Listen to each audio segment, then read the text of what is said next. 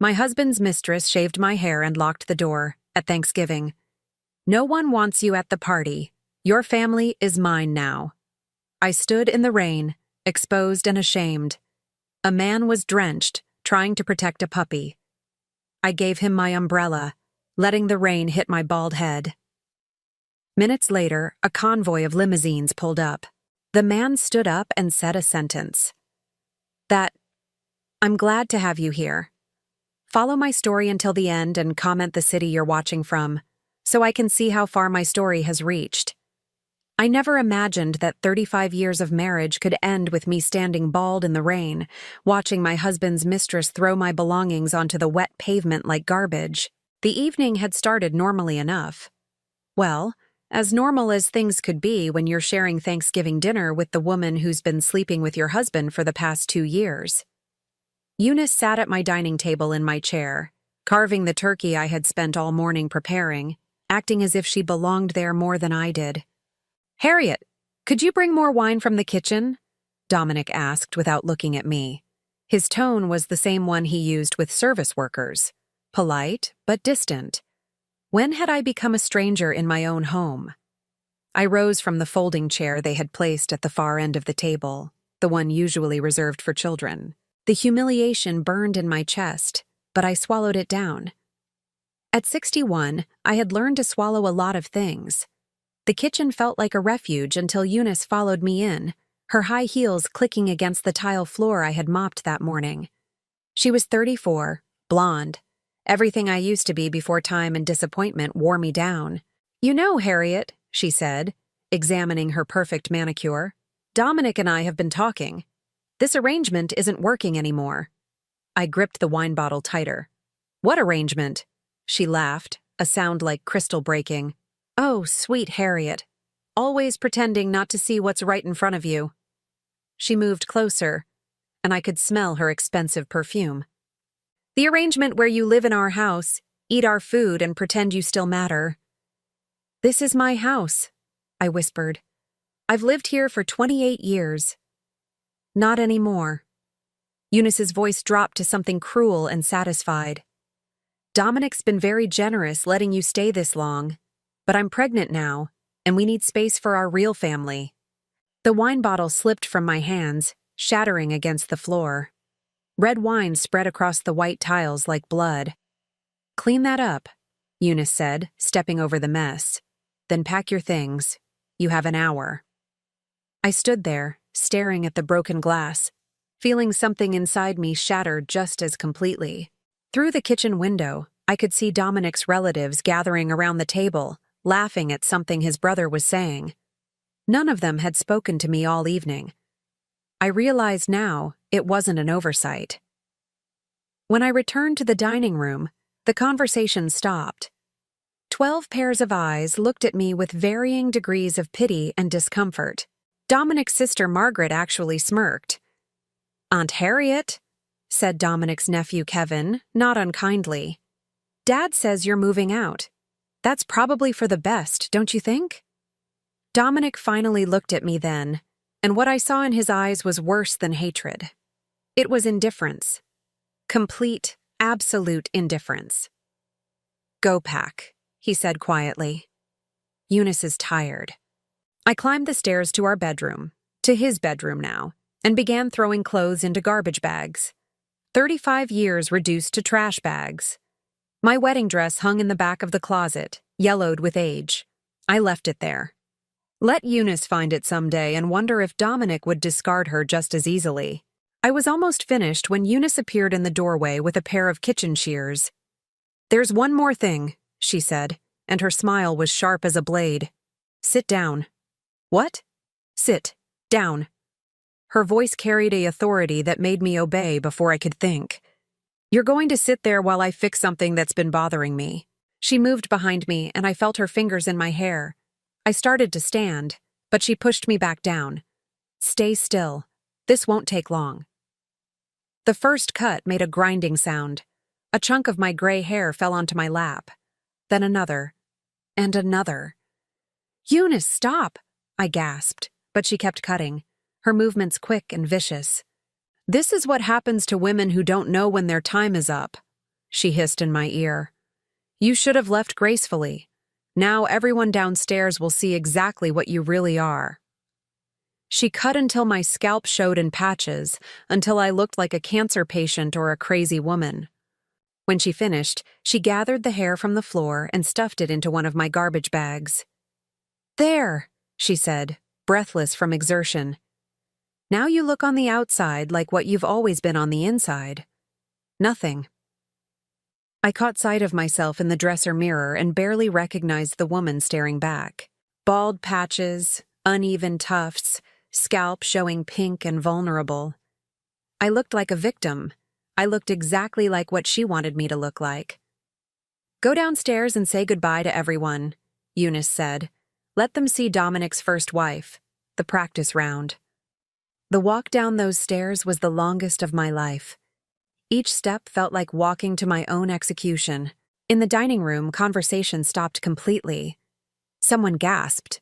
Margaret actually covered her mouth with her hand. Dominic's face went pale. Jesus Christ, Eunice, what did you do? I gave her a makeover, Eunice said innocently. Don't you think it suits her? I couldn't speak, couldn't breathe. I grabbed my garbage bags and headed for the door, hearing whispers behind me like hissing snakes. Outside, it was raining.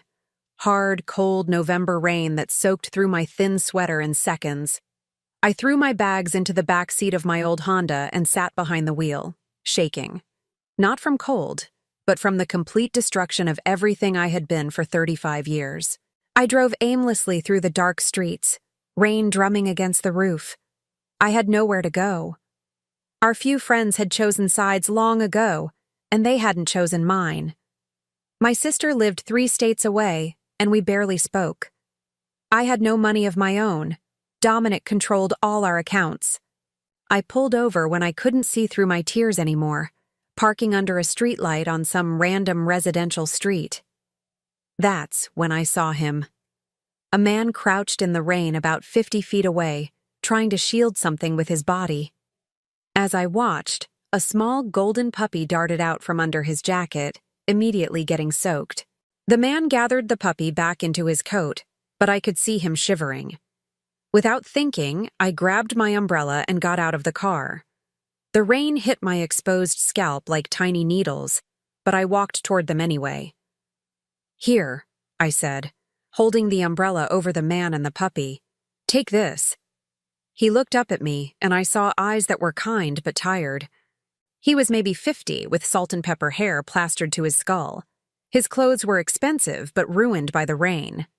I can't take your umbrella, he said. You'll get soaked. I'm already soaked, I said, and it was true. Rain ran down my face, over my ruined hair, soaking through every layer I wore. Besides, he needs it more than I do. I nodded toward the puppy who was shivering in his arms. The man studied my face, and I saw something change in his expression. Not pity, exactly, but recognition. Like he understood what it meant to be caught in a storm with nowhere to shelter. What's your name? He asked. Harriet, I said. Harriet Morrison. I almost said Harriet Chambers, but that wasn't my name anymore, was it? Jared, he said. Jared Blackwell. That's when the first limousine appeared at the end of the street. Then another, and another. 3 black cars with tinted windows, moving slowly through the rain like sharks. Jared sighed and stood up, still holding the puppy. I was hoping to avoid this a little longer. The limousine stopped in a perfect line. Men in dark suits got out, umbrella already open, moving toward us with practiced efficiency. Mr. Blackwell, one of them said. We've been looking for you, sir. Jared looked at me, and I saw something in his eyes that made my breath catch. Harriet Morrison, he said quietly. How would you like to learn something interesting about your father's business partners? I stared at him, rain running down my face, feeling like Alice tumbling down the rabbit hole. My father's been dead for 6 years. I know, Jared said, but his business arrangements are very much alive. And I think your husband has been keeping some very important secrets from you. The inside of Jared's limousine felt like stepping into another world. Soft leather seats, climate control that immediately warmed my chilled skin, and a silence so complete I could hear my own heartbeat. The puppy had fallen asleep in my lap, a small golden weight that somehow anchored me to reality. Jared sat across from me, no longer the rain-soaked stranger I'd helped on the street. His damp hair was combed back, and someone had given him a fresh suit jacket. The transformation was startling. "Where are we going?" I asked, my voice barely above a whisper. My hand unconsciously went to my ruined hair, trying to cover the worst of Eunice's handiwork. "Somewhere we can talk privately," Jared said, "and somewhere you can clean up if you'd like." He pressed a button, and a partition lowered. "Marcus, the Fairmont, please. The penthouse." The Fairmont. I knew that hotel. It was the most expensive place in the city. Dominic and I had eaten there once for our 10th anniversary, and he'd complained about the cost for weeks afterward. "I don't understand what's happening," I said. "Who are you really?" Jared leaned forward, his expression serious. "My name is Jared Blackwell. I own Blackwell Industries." He paused, watching my face. "We manufacture medical equipment. We also have significant real estate holdings and investment portfolios." The name meant nothing to me, but the way he said it suggested it should. "And what does that have to do with my father?" "Your father, William Morrison, was one of my business partners from 1985 until his death. We had several joint ventures, including some property investments that should have passed to you upon his death." I stared at him. "That's impossible. My father was an accountant. He worked for the county. He didn't have business partners or property investments." "That's what he told you," Jared said gently. "But William was much more than a county accountant. He was also a very shrewd investor. We started small, buying distressed properties, fixing them up, selling them for profit. Over the years, our partnership grew considerably." The limousine stopped in front of the Fairmont. Through the tinted windows, I could see uniformed doormen waiting. This was really happening. "Why didn't he tell me?" I asked.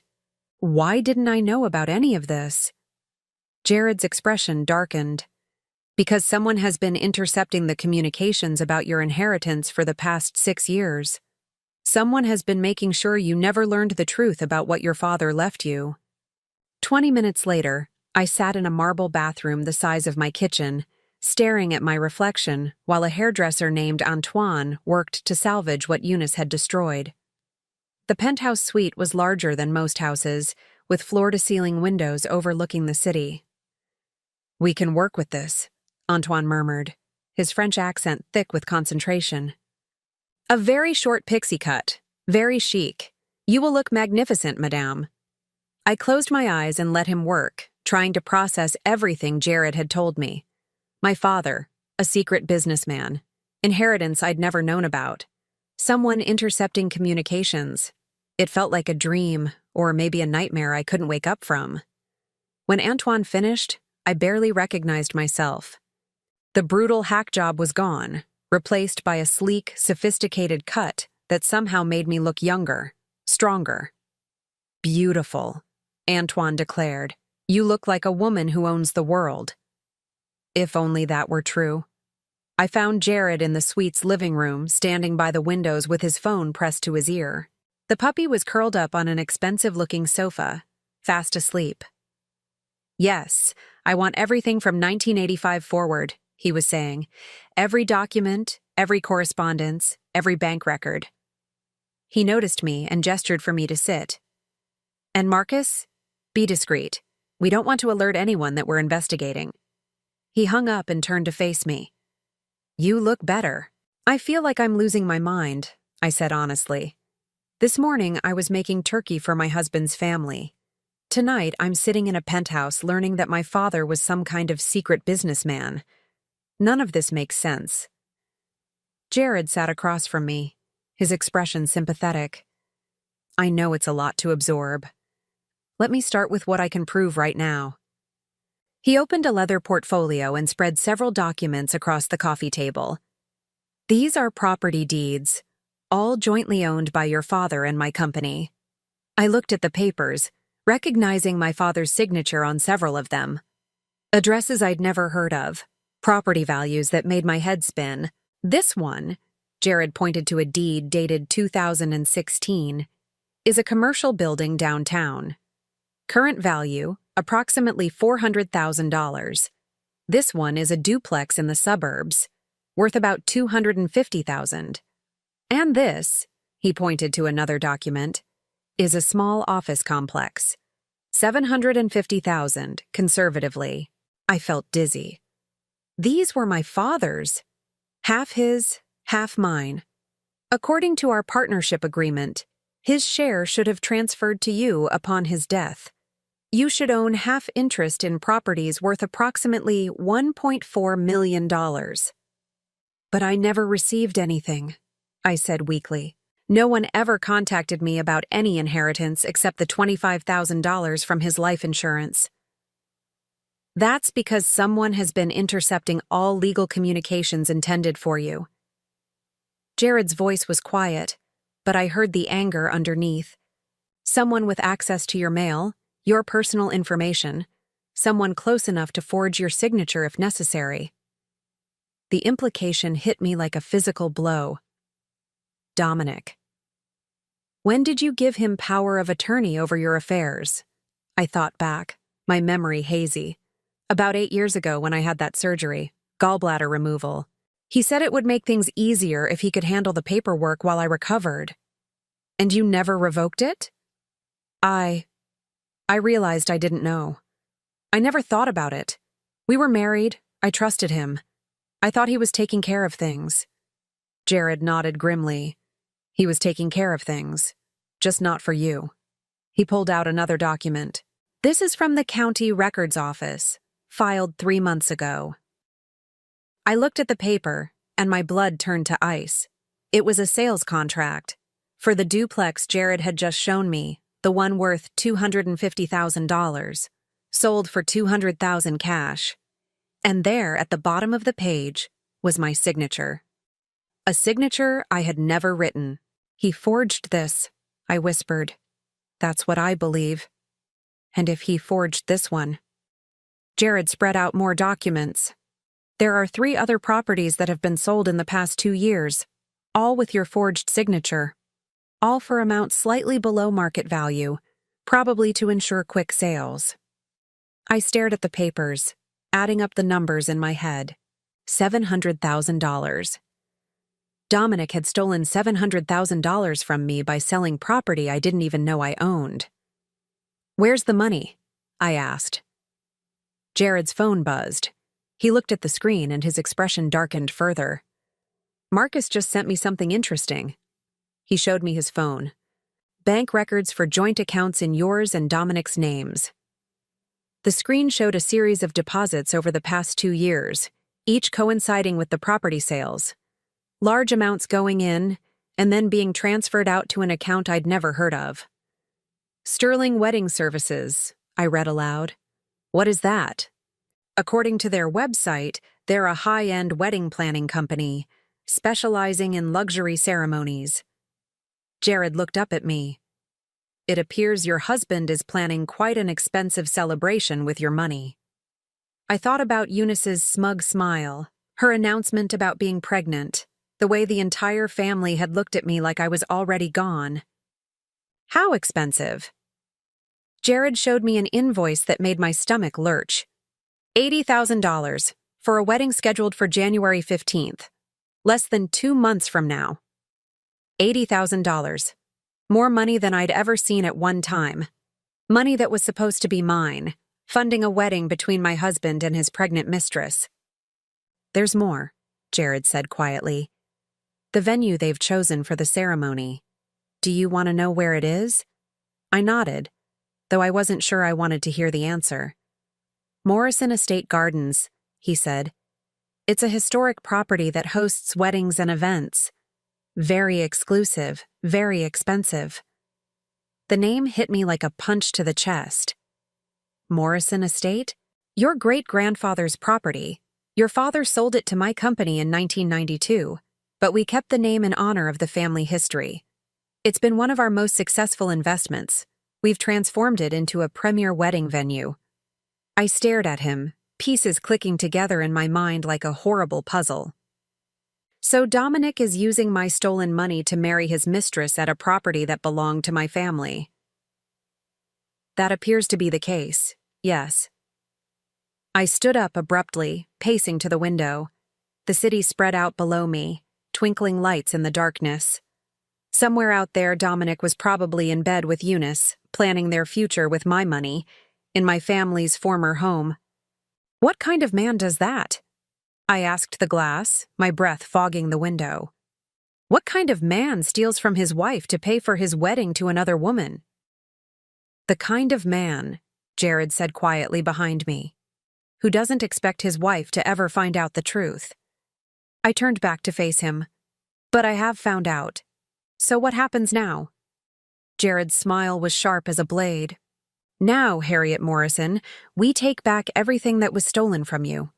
And we make sure your husband gets exactly what he deserves. Outside the penthouse windows, it had stopped raining. But I had a feeling the storm was just beginning. I barely slept that night, despite the luxury of the penthouse suite's king-sized bed. Every time I closed my eyes, I saw Dominic's face when he told me to pack. The indifference, the complete absence of any feeling at all. At 7 a.m, Jared knocked softly on the bedroom door. Harriet? There's someone here I think you should meet. I found him in the suite's dining room with an elderly man in an expensive gray suit. The man stood when he saw me, his eyes kind but sharp with intelligence. Mrs. Morrison, he said, extending his hand. I'm Harold Pemberton. I was your father's attorney for over 30 years. I shook his hand, confused. I've never heard of you. When my father died, everything went through Davidson and Associates downtown. Harold's expression darkened. That's because someone made sure you never received my communications. I've been trying to reach you for 6 years, Mrs. Morrison. Ever since your father's death.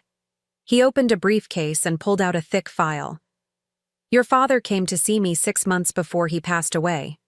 He was concerned about your marriage, specifically about your husband's attitude toward money and control. I sat down heavily. What do you mean? Your father noticed things, Harold said gently. The way your husband handled your finances. The way he discouraged you from maintaining friendships, from pursuing interests of your own. William was worried about what would happen to you if he wasn't there to watch over things. Jared poured coffee from a silver service, his movements careful and precise. Harold, why don't you tell Harriet about the trust? Trust? I looked between them. What trust? Harold opened the file and pulled out several legal documents. Your father established a trust 6 months before his death. A trust that owns his share of all business ventures with Mr. Blackwell here, plus several additional investments you're unaware of. I stared at the documents, my father's familiar signature at the bottom of each page. I don't understand. The trust was designed to activate only under specific circumstances, Harold continued. Specifically, if you were ever divorced, widowed, or if we could prove that your husband was stealing from you or abusing his power of attorney. And now we can prove it, Jared said grimly. Harold nodded. The forged signatures, Mr. Blackwell's investigators discovered yesterday are more than enough evidence, which means, Mrs. Morrison, that as of this moment, you are the sole beneficiary of the Morrison Family Trust. He handed me a document with official seals and signatures. At the top, in bold letters, I read, Morrison Family Trust, Current Value Assessment. The number at the bottom made my hands shake. $2,800,000. This can't be right, I whispered. It's conservative, Jared said. We had the properties appraised last month. The commercial real estate alone is worth more than $2 million. Add the investment portfolio your father built over 20 years, plus the cash reserves, and you're looking at close to $3 million. I set the document down with trembling hands. My father was worth $3 million. Your father was very good at what he did, Harold said. He started with a small inheritance from his own father and turned it into substantial wealth through careful investments and his partnership with Mr. Blackwell. But he lived so modestly, I said. He drove an old car, lived in that little house. Because he was saving everything for you, Jared said quietly. Everything he built was meant to ensure you'd never have to depend on anyone else for security. Harold pulled out another document. There's more, Mrs. Morrison. The trust doesn't just contain money and real estate. It also holds a 49% stake in Blackwell Industries itself. I looked at Jared in shock. You mean? You're my business partner, he said with a slight smile. You have been for 6 years. You just didn't know it. And as my partner, you're entitled to a seat on the board of directors and a share of all profits. How much profit? I asked weakly. Last year alone, your share would have been approximately $420,000. I had to grip the edge of the table to keep from falling over. $420,000 in 1 year. While I was clipping coupons and wearing the same winter coat for 8 years, I was entitled to nearly $500,000 annually. Where has that money been going? I asked. Into a separate account, Harold said. Drawing interest, waiting for you. All of it, every penny from the past 6 years. I did quick math in my head and felt sick. That's over $2 million just in profit sharing. $2.3 million, to be exact, Jared confirmed, plus interest. I stood up abruptly and walked to the window, looking down at the city below.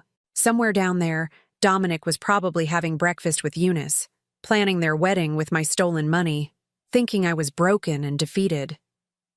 He never knew, I said suddenly. Dominic never knew about any of this. No, Harold confirmed. Your father specifically instructed that the trust remain secret until it was activated. He was afraid that if your husband learned about it, he might try to manipulate you into signing it over to him. Smart man, Jared said. Seems like he knew his son-in-law better than his daughter did. I turned back to them. So legally, all of this is mine, right now. As of yesterday when we confirmed the fraudulent signatures, Harold said. I filed the activation papers this morning. You are now officially one of the wealthiest women in the state. The reality of it was overwhelming. Yesterday morning, I was an abandoned wife with no money and nowhere to go. Today, I was worth over $5 million. There's something else, Jared said carefully. Something I think you should know about the Morrison estate gardens. I sat back down, sensing another revelation coming. When your father sold the property to us in '92, it wasn't a simple sale, Jared explained. It was more of a long-term lease arrangement. He retained certain rights to the property, rights that transferred to the trust upon his death. What kind of rights? The right to reclaim the property under specific circumstances, Harold said, including if it could be proven that the sale proceeds were being misused by his heirs. I frowned, but I never received any sale proceeds. Exactly, Jared said, which means, legally, the sale contract has been breached. The property reverts to the Morrison Family Trust. You mean the venue where your husband is planning to marry his mistress? Jared's smile was sharp. You own it. The implications hit me like a tidal wave. Not only did Dominic steal my money to pay for his wedding, but he was planning to hold it at a property that legally belonged to me. Can we stop the wedding? I asked. Better than that, Harold said. We can let it proceed exactly as planned. I looked at him in confusion. Think about it, Jared explained. Your husband has invited everyone he knows to witness his marriage to Eunice. His family, her family, their friends, business associates, everyone who was there last night when she humiliated you. So imagine their surprise, Harold said with a gleeful expression, when the owner of the property shows up during the ceremony to reclaim her venue. With evidence of how the wedding was funded, Jared added, and a few other surprises we've uncovered. What other surprises? Jared and Harold exchanged a look. Tell me, Harriet, Jared said carefully. How much do you really know about Eunice? Nothing, really. She's 34. She worked at some marketing firm downtown. That's all Dominic ever told me. She did work at a marketing firm, Harold said, until she was fired 18 months ago for embezzling client funds. I stared at him. What? She's been unemployed since then, Jared continued, living off credit cards and the generosity of older men. Dominic isn't her first married target, Harriet. She's done this before. Harold pulled out a newspaper clipping from 2 years ago. The headline read, "Local businessman loses home in messy divorce." Below it was a photo of a man about Dominic's age looking haggard and defeated. Richard Kellerman, Harold said. Eunice was his girlfriend for 8 months. By the time she was done with him, he'd lost his house, his business, and his children wouldn't speak to him. She's a professional, Jared said bluntly. She targets married men with assets, gets them to leave their wives, then bleeds them dry. The pregnancy is probably fake, too.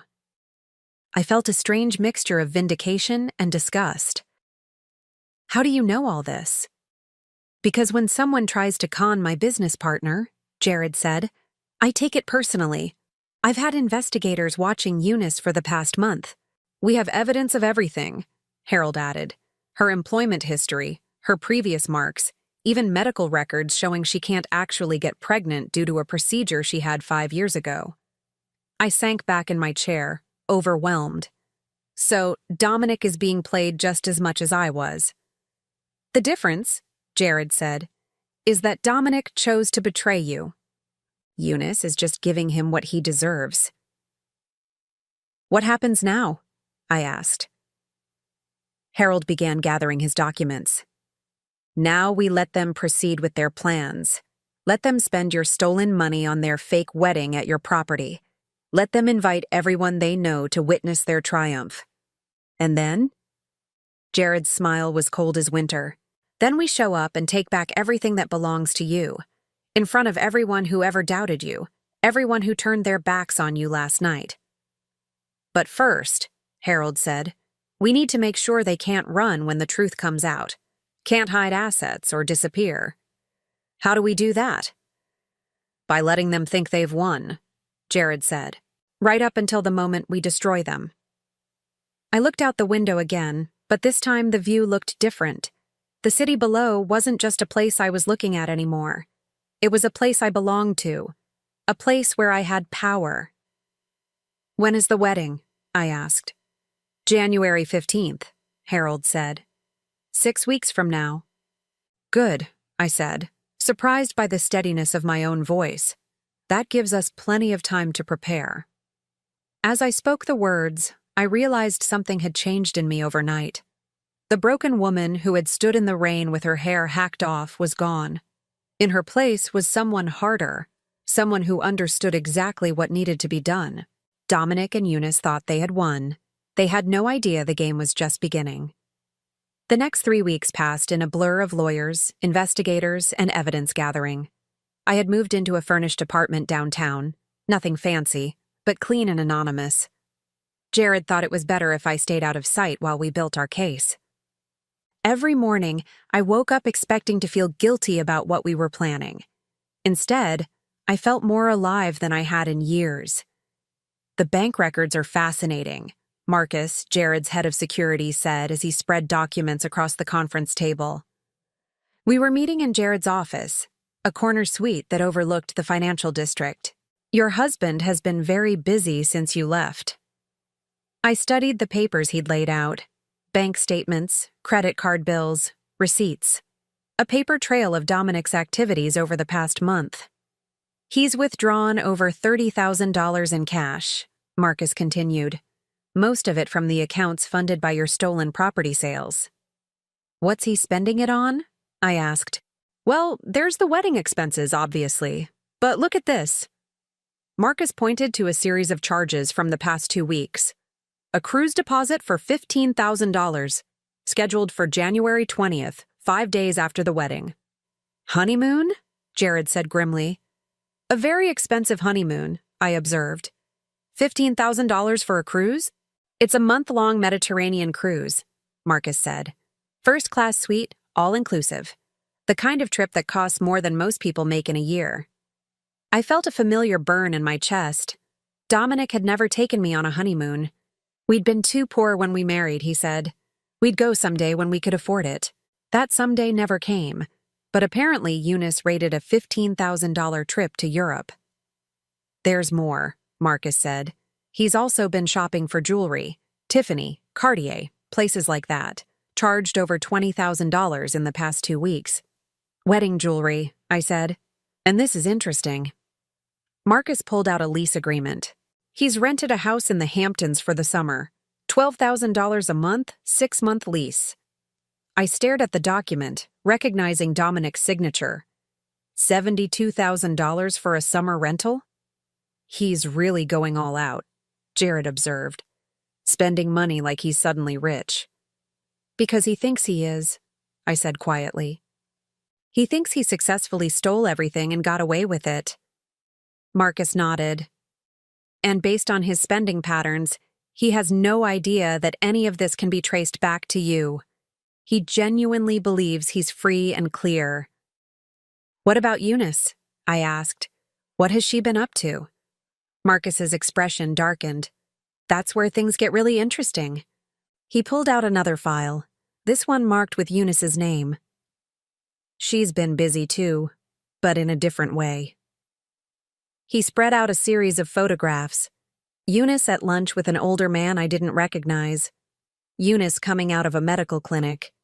Eunice meeting with someone in an expensive car. Who are these people? I asked. The older man is Dr.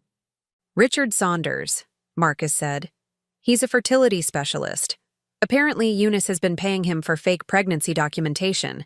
I wasn't surprised, but it still stung. So the pregnancy really is fake? Completely fabricated. We have records showing she's been getting hormone shots to fake the symptoms, plus falsified ultrasound images and blood tests. What about the man in the car? Marcus's smile was grim. That's Thomas Kellerman, son of Richard Kellerman, the man Eunice destroyed 2 years ago. I looked up sharply. The son of her previous victim? He's been tracking her, Jared explained. Apparently his father's suicide attempt after Eunice ruined him made quite an impression. Thomas has been following her movements, documenting her activities. He wants revenge too, I said. More than that, Marcus said. He wants to see her in prison. He's been building a criminal case against her for fraud, embezzlement, and identity theft. He pulled out another document. This is a warrant application.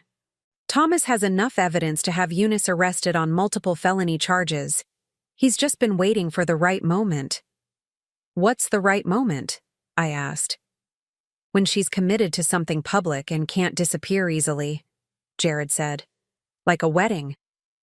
I began to see the full scope of what we were planning. So while Dominic thinks he's marrying his pregnant girlfriend and starting a new life with my money, he's actually marrying a professional con artist who's about to be arrested for multiple felonies, Marcus finished. Using money that legally belongs to you, at a venue you own. And all of this will happen in front of everyone who witnessed your humiliation, Jared added. I felt a deep satisfaction settle in my chest. How do we coordinate everything? Carefully, Marcus said. Thomas has agreed to hold off on Eunice's arrest until the wedding day. The police will be standing by, but they won't move until we give the signal. What signal? I asked. You walking into your own property and announcing that the wedding is canceled, Jared said with a smile. Over the following week, more pieces of the puzzle fell into place. Harold had filed all the necessary legal documents to formally establish my ownership of Morrison Estate Gardens. We had court orders ready to freeze all of Dominic's accounts the moment we served him with papers. Most importantly, we had indisputable evidence of every crime he'd committed. The forgery alone is good for 5 to 10 years in prison, Harold explained during one of our strategy meetings. Add the theft, the fraud, the illegal sale of property he didn't own, and he's looking at serious time. What about the money he's already spent? I asked. Recoverable, Harold said confidently. The cruise can be canceled, the jewelry can be returned, the house rental can be terminated. He'll lose the deposits, but most of the money can be recovered. And the wedding expenses? Consider it a lesson fee, Jared said. The cost of learning not to steal from your business partner.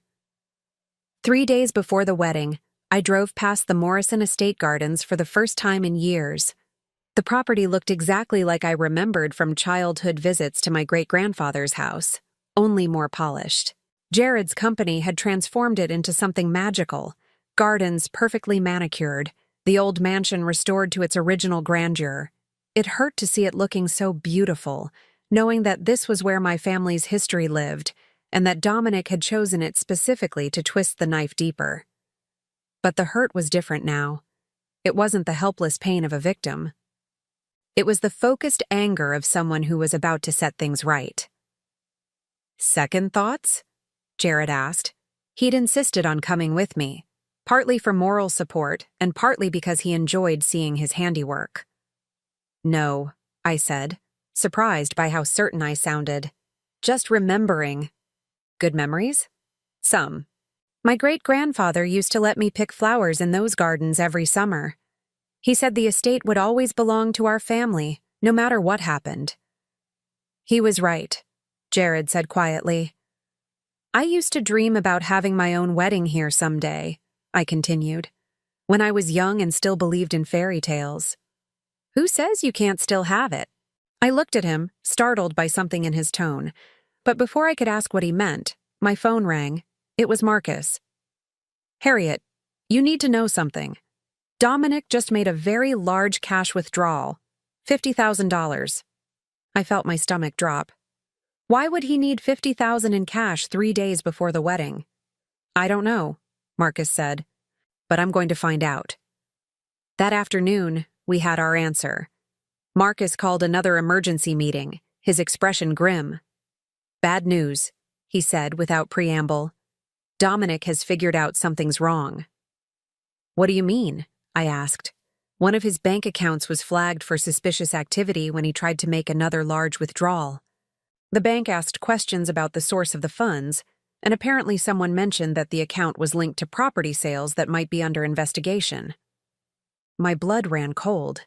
He knows? Not everything, Marcus said quickly. But he knows enough to be nervous. The $50,000? He's hiring a private security firm for the wedding. Security? Jared frowned. What kind of security? The kind that checks guest lists very carefully and keeps out unwanted visitors, Marcus said meaningfully. I sank into a chair. So we can't just show up at the wedding. We can, Marcus said, but it won't be as simple as walking in the front door. What do you recommend? Jared asked. Marcus smiled, and for the first time all day, he looked pleased. I recommend we give them exactly what they're expecting, just not in the way they expect it. Meaning? Meaning we let them think they've kept you out, Marcus said. Right up until the moment you appear where they least expect you. I looked between Marcus and Jared, seeing something in their expressions that told me they had a plan. What are you thinking? The ceremony is scheduled to start at 4 o'clock, Marcus said. Traditional format. Guests arrive, take their seats, bride and groom exchange vows. Right. What if the ceremony proceeded exactly as planned? Marcus continued. Right up until the minister asks if anyone objects to the union. Understanding dawned on me slowly. You want me to wait until then? I want you to wait until the exact moment when Dominic thinks he's won, Jared said. When everyone is watching, when the cameras are rolling, when there's no way for him to escape or cover up what's about to happen. And then?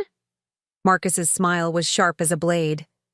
Then you stand up and explain to everyone present exactly who really owns the property they're standing on and how the wedding was paid for. The plan was perfect. Cruel, public, and absolutely perfect. What about Eunice's arrest? I asked. Police will be positioned outside, Marcus said. The moment she tries to leave after your announcement, they'll take her into custody. And Dominic?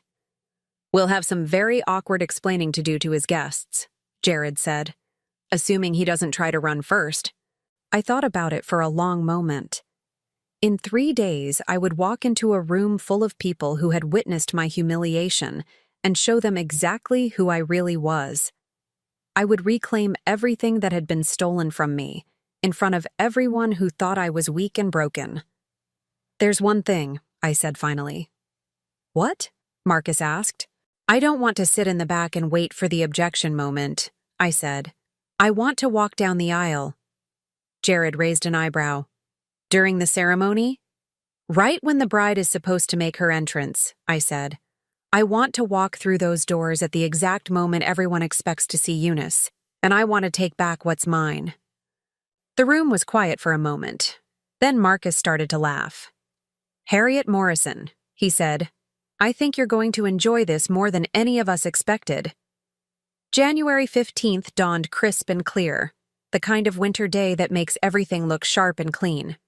I stood in front of the mirror in my hotel room, adjusting the emerald green dress I'd chosen for the occasion. It was elegant, expensive, and nothing like the dowdy clothes I'd worn during my marriage. The woman looking back at me was a stranger. My short hair had grown out into a sophisticated style that framed my face perfectly. I'd lost weight from stress, but it made me look younger, stronger. Most importantly, my eyes held something they hadn't contained in decades: power. You ready for this? Jared asked from the sitting area of our adjoining suite. He was dressed in a charcoal gray suit that probably cost more than Dominic made in a month. I've been ready for this my whole life, I said, surprising myself with how true it felt. My phone buzzed with a text from Marcus. Security team in position. Dominic has 12 guards posted around the property. Police are standing by 1 block away. Thomas Kellerman is in position with arrest warrant. All systems go. I looked at myself one more time in the mirror. 6 weeks ago, I had been a broken woman standing bald in the rain with nowhere to go. Today, I was about to reclaim everything that had ever been taken from me. Let's go, I said. The Morrison estate gardens looked like something from a fairy tale. Thousands of white roses covered every surface, crystal chandeliers hung from the branches of ancient oak trees, and silk draping transformed the outdoor space into an elegant cathedral. It was beautiful, expensive, and paid for entirely with my stolen money. Marcus met us at the service entrance, dressed like one of the catering staff. Showtime, he said quietly. Guests started arriving an hour ago. Everyone's here. Dominic's family, Eunice's friends, business associates, all the people who watched you get humiliated at Thanksgiving. What's the mood like? I asked. Celebratory, Marcus said with a grim smile. Lots of talk about how much better Dominic looks, how happy he seems, how lucky he is to have found true love. Where's Eunice? Getting ready in the bridal suite. She's wearing a dress that cost $8,000, charged to one of the accounts funded by your property sales. I felt that familiar burn in my chest. $8,000 for a wedding dress. I'd been married in a $50 dress from a discount store because that was all we could afford. Or rather, all Dominic claimed we could afford while he was hiding millions from me. What about Dominic? Jared asked. Nervous, Marcus said. He keeps checking his phone and looking around like he's expecting trouble. But he's going through with it. Ceremony starts in 20 minutes.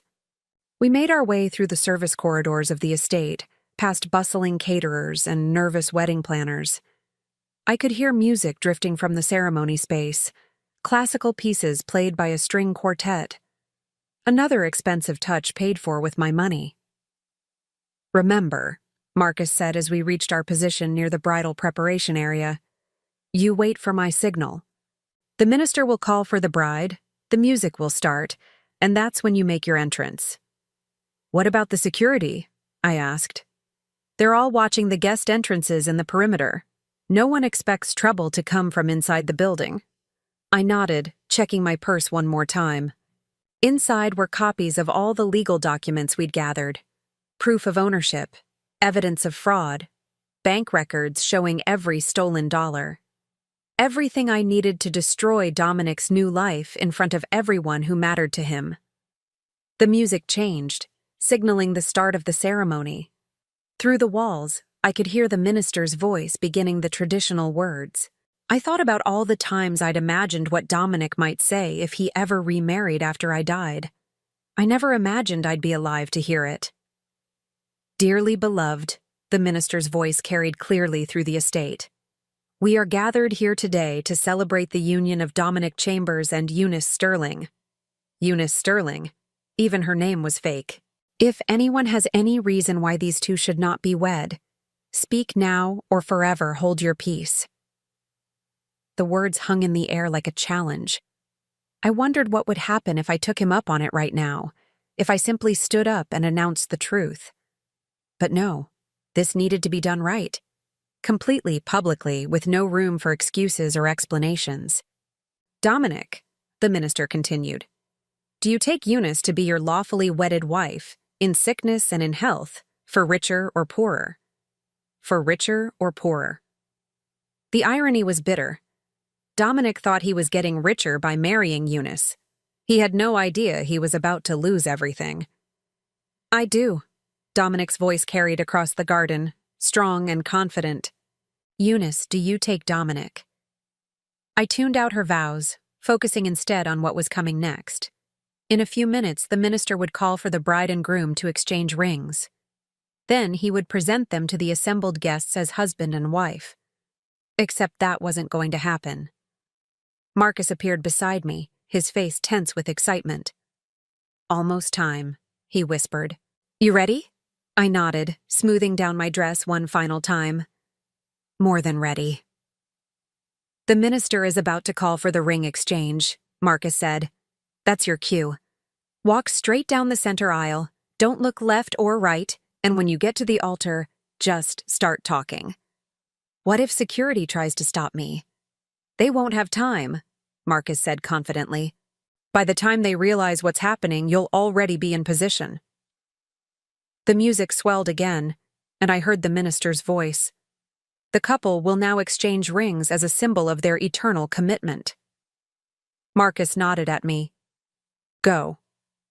I walked through the doors and into the ceremony space like I belonged there.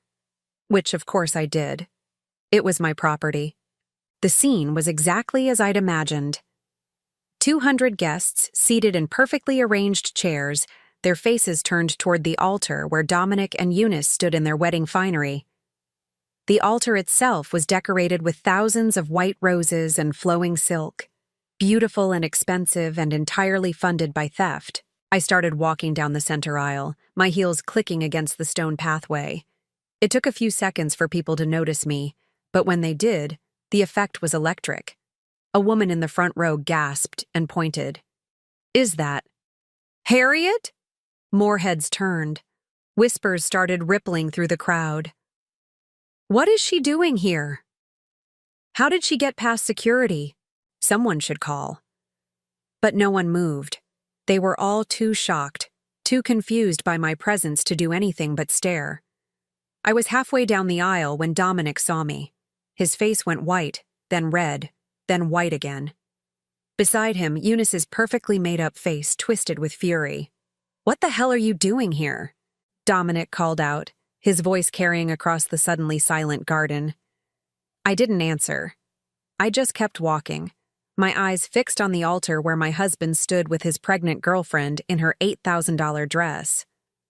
When I reached the front of the ceremony space, I turned to face the assembled guests. 200 faces stared back at me, some confused, some annoyed, some curious about what was about to happen. Good afternoon, I said, my voice carrying clearly across the garden. I'm Harriet Morrison, and I own this property.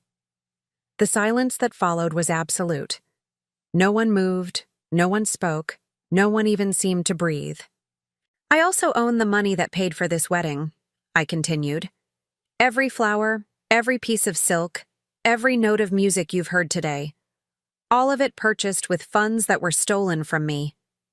She's lying, Eunice said quickly, her voice shrill with panic. She's just a bitter ex-wife trying to ruin. Am I? I opened my purse and pulled out the legal documents. These are court orders establishing my ownership of Morrison Estate Gardens, effective immediately. This ceremony is taking place on my property without my permission.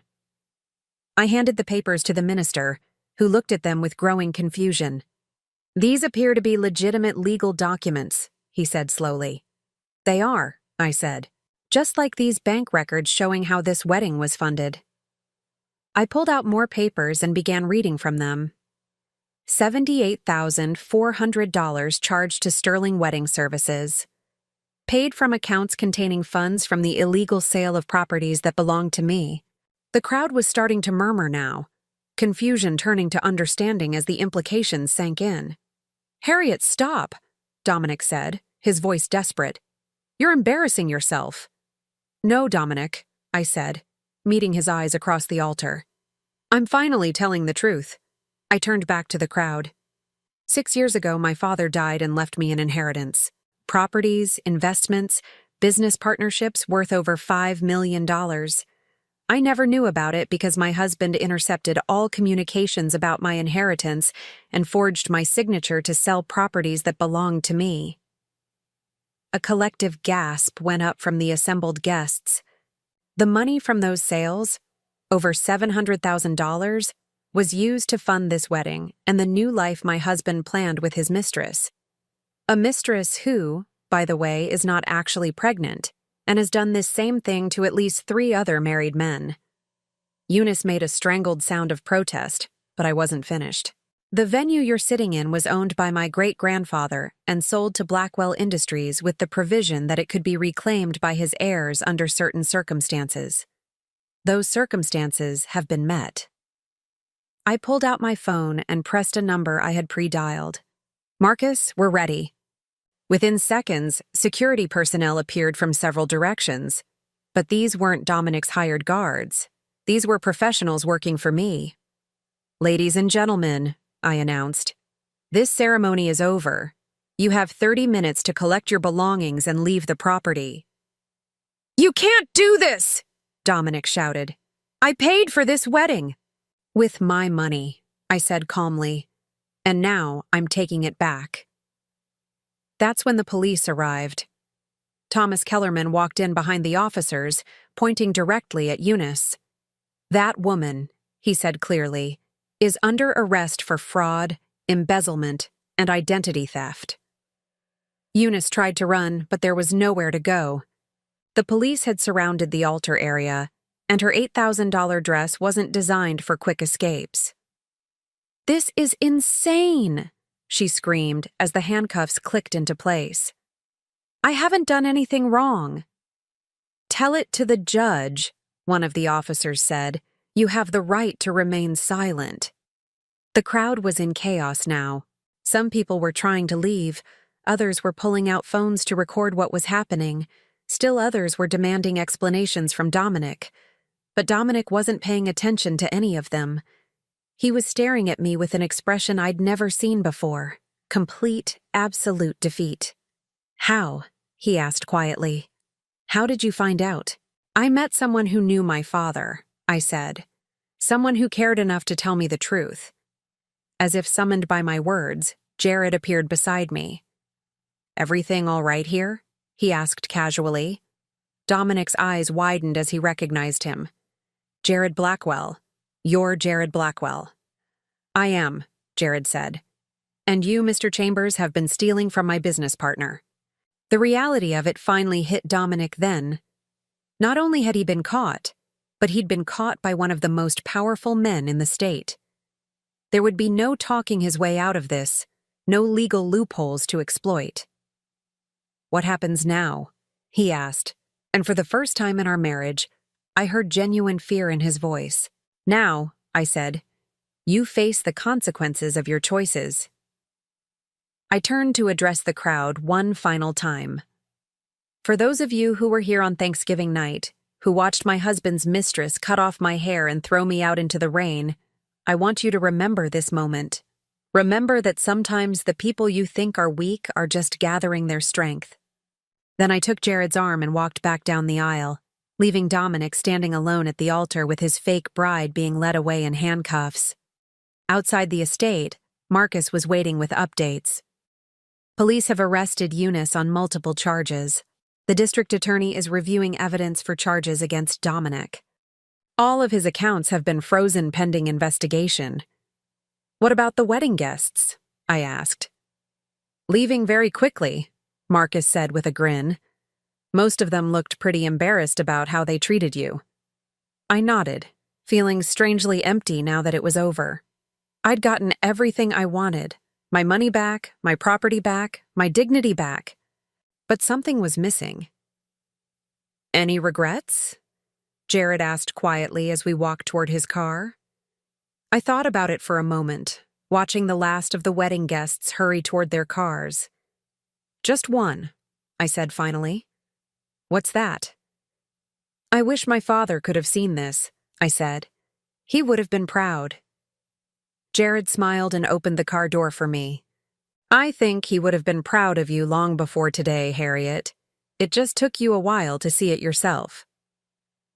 6 months later, I stood in the same garden where Dominic's wedding had been so spectacularly interrupted, but everything was different now. The space had been transformed from a commercial wedding venue back into the private family estate it was meant to be. The manicured perfection was gone, replaced by something more natural, more real. I was planting roses along the pathway where I had walked that January day to reclaim my life. These weren't the sterile white flowers that had decorated Dominic's ceremony. These were deep red heritage roses, the same variety my great-grandfather had grown here decades ago. Those look good, Jared said, coming up behind me with 2 cups of coffee. He'd taken to spending his weekends here, helping me restore the property to what it had been before his company bought it. They should bloom by late summer, I said, accepting the coffee gratefully. My great-grandfather always said these roses were the heart of the estate. Smart man, Jared said, though I suspect the heart of this place is actually its owner. I smiled, feeling the warmth of both the coffee and the compliment. Flatterer. Truth-teller, he corrected. There's a difference.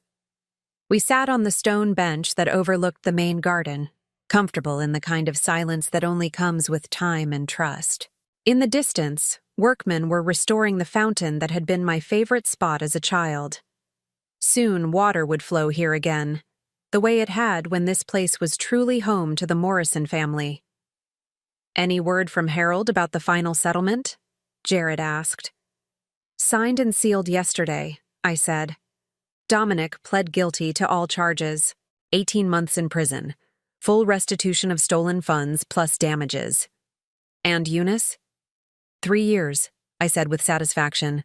Apparently the prosecutor found evidence of 2 other men she'd defrauded. Thomas Kellerman was very helpful with that. Jared nodded. Justice served. Better than that, I said. Closure. It had taken months to untangle everything Dominic had done. The forged signatures, the illegal property sales, the manipulation of bank accounts. It was more extensive than we'd initially realized. But Harold and his team had tracked down every penny, every crime, every lie. More important than the money, though, was what I'd discovered about myself in the process. Somewhere along the way, I'd stopped being a victim and become someone I actually liked.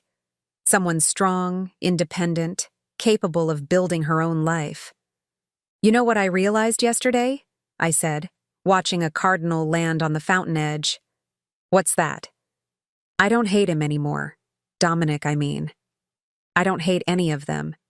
Jared raised an eyebrow. After everything they put you through? That's just it, I said. They didn't put me through anything. They revealed who I really was underneath all those years of trying to be what they wanted me to be. I stood up and walked to the fountain, running my fingers through the water. When Eunice cut off my hair that night, she thought she was destroying me. But she was actually freeing me from the last thing that tied me to a life I never really wanted. And now? I gestured around the restored garden, at the house that was slowly becoming home again, at the life I was building entirely on my own terms. Now I have everything I ever really wanted. It just took me 61 years to figure out what that was. My phone buzzed with a message. I glanced at it and smiled. Margaret wants to have lunch next week. Dominic's sister? Former sister-in-law, I corrected. She's been calling every few weeks since the trial ended. Apparently, she feels terrible about how the family treated me. Are you going to see her? I considered it. The old me would have said yes immediately, eager to forgive and forget, desperate to maintain any connection to the family that had rejected me. The new me had different priorities. Maybe, I said finally, if I feel like it, if I have time. Jared smiled. I like this version of you. This version of me likes herself, I said. That's what makes all the difference. We walked back toward the house, past the garden beds I'd been working on all spring. Next month, there would be a carpet of flowers here, not the sterile perfection of a commercial venue, but the wild, beautiful chaos of a garden that's allowed to grow naturally. I have something for you, Jared said as we reached the back terrace. What's the occasion? No occasion. Just something I thought you should have. He handed me a small velvet box. Inside was a key, old brass, worn smooth with age. It's the original key to this house, he explained. Your great-grandfather gave it to my grandfather when they first became business partners. It's been in our company safe ever since. I held the key up to the light, seeing the Morrison family crest engraved in the brass. How long have you been planning to give this to me? Since the day I met you in the rain, he said honestly. I knew this place needed to come home. I walked to the back door and slid the key into the lock. It turned smoothly, as if it had been waiting all these years to work again. Perfect fit, I said. Things usually are when they belong together, Jared said quietly. There was something in his tone that made me look at him more carefully. Jared. I know it's complicated, he said quickly. I know you're just starting to figure out who you are outside of marriage, outside of being responsible for other people's happiness. I'm not trying to complicate that. Then what are you trying to do? He was quiet for a long moment, looking out over the gardens we'd been working on together for months. I'm trying to tell you that I've fallen in love with the woman who gave a stranger her umbrella in the rain. The woman who had the courage to walk into that wedding and take back everything that belonged to her. My heart did something complicated in my chest. Jared. I'm not asking you to marry me, he said. I'm not asking you to change your life or give up your independence or be anyone other than exactly who you are right now. What are you asking? He smiled, and I saw something in his eyes that I'd never seen in Dominic's during all our years together. Respect. Genuine, uncomplicated respect. I'm asking if you'd like some company while you figure out what comes next, he said. Someone to plant roses with, someone to drink coffee with in the mornings, someone who thinks watching you become yourself has been the most beautiful thing he's ever seen. I stood there holding the key to my family's home, looking at a man who wanted to be part of my life without trying to control it or change it, or make it about his needs instead of mine. You know, I said finally, I spent 35 years trying to be the woman Dominic wanted me to be. I never once asked myself what I wanted. And now? Now I want to find out what it feels like to be chosen by someone who actually sees me, I said. Not who they think I should be or who they want me to become, but who I actually am. Is that a yes? He asked, hope clear in his voice. That's let's see what happens, I said. But yes, I'd like the company. He kissed me then, softly, carefully, like someone who understood that trust was something to be earned rather than expected. When we broke apart, I realized I was crying. Happy tears? He asked, concerned. Free tears, I said. I'm finally free. That evening, as the sun set over the Morrison estate gardens, I sat on my front porch with a glass of wine and my phone. There were dozens of missed calls and unread messages, people who had heard about the trial, relatives who suddenly wanted to reconnect, former friends who were curious about my new circumstances. I deleted them all without reading them. Instead, I opened a new message and typed, "This is my new number. I won't be responding to calls or messages about my past, my ex-husband, or my financial situation. If you're someone who genuinely cares about me as a person and wants to be part of my future, you're welcome to reach out. Otherwise, please respect my privacy and my fresh start." I sent the message to everyone in my contact list, then immediately blocked most of the numbers. The people who mattered, the few real friends I'd maintained over the years, my sister in Colorado, Harold and his team, they could reach me. Everyone else was part of a life I'd left behind. My phone buzzed almost immediately. A message from my sister, Rachel. "I'm proud of you, Harriet. It took courage to do what you did. Can't wait to visit the estate next month." Another message, this one from Harold. "Enjoy your freedom. You've earned it." And one more, from a number I didn't recognize. "This is Thomas Kellerman. I wanted to thank you for helping me get justice for my father. Eunice will never be able to hurt another family the way she hurt ours." I smiled and set the phone aside. Somewhere in the distance, I could hear the fountain running, water flowing the way it was meant to, the way it hadn't in decades. Tomorrow, I would continue working in the gardens. I would read the books I'd always meant to read, take the painting classes I'd always wanted to try, maybe even travel to some of the places I'd dreamed about during all those years of putting everyone else's needs first. I would build a life that was entirely my own, accountable to no one but myself. And if Jared wanted to be part of that life, not as someone trying to control or change it, but as someone who appreciated it exactly as it was, well, that would be something new and wonderful to explore. At 61, I was finally beginning. The woman who had stood bald and broken in the rain 6 months ago was gone. In her place was someone stronger, someone who understood her own worth, someone who would never again accept less than she deserved. I raised my wine glass in a toast to the empty garden, to the stars coming out overhead, to the future I was going to create entirely on my own terms. "Here's to new beginnings," I said aloud. The fountain sang its agreement, and for the first time in decades, everything felt exactly as it should be. Now I'm curious about you who listened to my story. What would you do if you were in my place? Have you ever been through something similar? Comment below. And meanwhile, I'm leaving on the final screen 2 other stories that are channel favorites, and they will definitely surprise you. Thank you for watching until here.